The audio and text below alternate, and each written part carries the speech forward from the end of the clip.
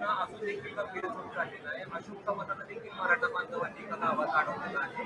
सातत्यानं मागणी केली जाते मराठा आरक्षण यावरती आपण मराठा, धनगर, लिंगायत, मुस्लिम आणि भटक्या विमुक्त समाजाची पूर्णपणे आज सत्तेत असलेल्या लोकांनी फसवणूक केलेली आहे. त्यांना आरक्षण देऊ म्हणून अनेक त्यांनी कार्यक्रम घेतले, असेंब्लीमध्ये बोलवली, इथे पास केलं, पण कुठल्याही समाजाच्या पत्रात काहीही पडलेलं नाही. मग तशी फसवणूक तर तुम्ही विचार करून बघा. 10 वर्षापूर्वी धनगर समाजाला आरक्षण देऊ हा शब्द सरकारने दिला होता तेव्हाच्या. त्यामुळे मराठा, धनगर, लिंगायत, मुस्लिम आणि भटक्या विमुक्त समाजाची पूर्णपणे फसवणूक या ट्रिपल इंजिन सरकारने केली. आता मला असं वाटतं महाराष्ट्र सरकार याला जबाबदार आहे. त्यांनी काहीतरी मार्ग काढला पाहिजे या प्रश्नाचा.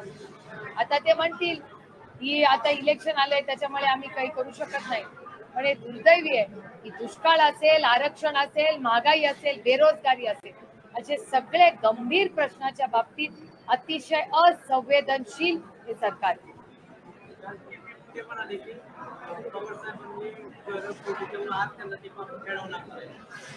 लोकशाही आहे, प्रत्येकाला बोलायचा अधिकार.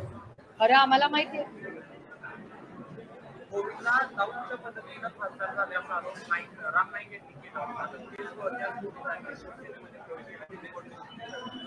मला असं वाटतं हा प्रश्न मला विचारायच्या ऐवजी सत्तेतल्या लोकांना तुम्ही विचारला पाहिजे ना, कारण ही भाषा त्यांची झाली आहे. आता चंद्रकांत दादा येऊन काय म्हणतात बारामतीत? आदरणीय चंद्रकांत दादा या देशाचे राज्याचे मोठे नेते आहेत. काय म्हणले ते की आम्ही बारामतीतून शरद पवारांना संपवण्यासाठी आलेलो आहोत. त्यामुळे ही संपवण्याची भाषा वगैरे ही आमच्याकडे नाही. आम्ही दडपशाहीवाले नाही, आम्ही लोकशाहीवाले. लोकशाहीमध्ये कुणाला संपवायसाठी आम्ही राजकारण करत नाही. मायबाप जनतेच्या आयुष्यात एक चांगला बदल घडवण्यासाठी आम्ही राजकारण.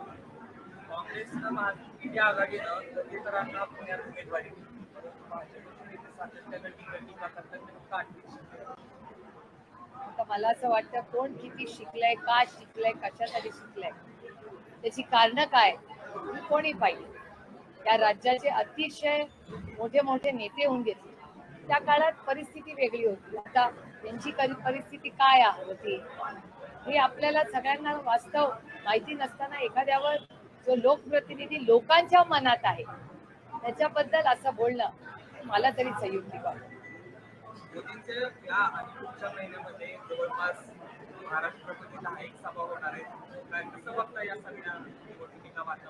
अतिथी देवो भव, अतिथी देवो भव. प्रत्येक जे आपली संस्कृतीच आहे की जो जो अतिथी आपल्याकडे येतो देवभव, त्याचं स्वागतच केलं पाहिजे, त्याचा मान सन्मान केला पाहिजे. त्याच्यामुळे पाहुण्यांचं स्वागत महाराष्ट्राची संस्कृती आहे.